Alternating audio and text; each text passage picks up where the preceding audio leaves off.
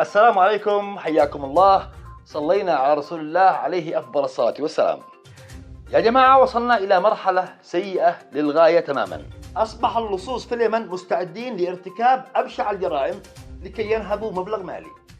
قبل يومين في أمان في العاصمة صنعاء، الشاب اليمني كتيب مهدي دخل محل صرافة لكي يستلم حواله، وكان في مجموعة لصوص بيراقبوا هذا الشاب.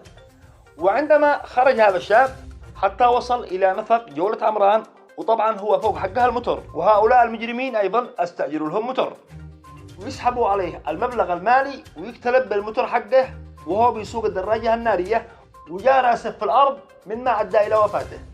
وهؤلاء المجرمين لاذوا بالفرار، يعني سرقوا عليها الزلط وقتلوا الرجال.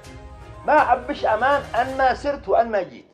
اليوم يجب على جميع الناس الحذر عندما يذهبون لاستلام أي حوالة، أو عندما تكون ماشي بالشارع. انتبه لجوالك، أو انتبه للكيس الذي معك، أو انتبه للشنطة الذي معك، لأنه الدنيا ما بش أمان.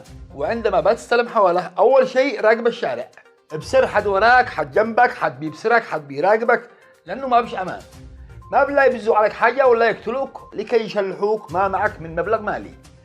وكم يا نساء في الشوارع بيتم سرقة الشنط المحمولة الذي معهن، وكم يا نساء أيضا تعرضين لحوادث، وكم يا أشخاص سرقوا عليهم الهواتف في الشوارع، والذي سرق على واحد جنبيه في الشارع يبزها وفحط وفق متر.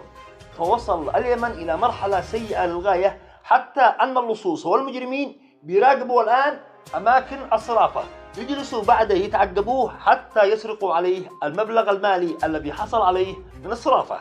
وهو حظه أن سلم وأن مات، يعني قصدهم يصطرفوا. فاحذروا من هذه الأشياء، فقد أصبح المجرمين واللصوص يترصدون للناس حتى في أماكن الصرافة. والله لا يريكم أي مكروه، وتحياتي لكم، وفي أمان الله.